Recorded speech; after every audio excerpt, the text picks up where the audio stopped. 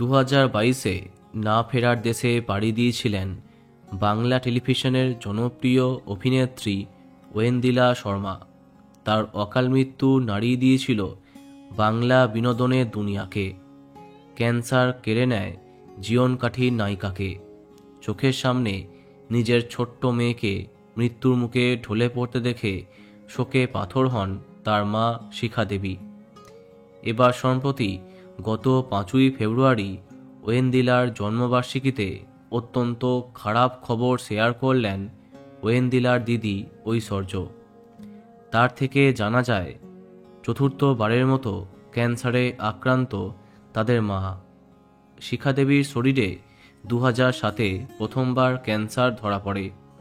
তা সেরে উঠবার পরে 2008-এ ফের আক্রান্ত হন এই রোগে। চিকিৎসার পরে একদমই সুস্থ হয়ে গেছিলেন শিখা দেবী। এরপরে একটানা 14 বছর ক্যান্সার তাকে ছুঁতে পারেনি। কিন্তু 2022-এ ওয়েন্দিলার মৃত্যুর মাস কয়েক আগে আবার ক্যান্সারে আক্রান্ত হন তিনি। আগের মতো সেইবারও ক্যান্সারকে পরাস্ত করেছিলেন, কিন্তু মাস কয়েক আগে ফের বিপত্তি।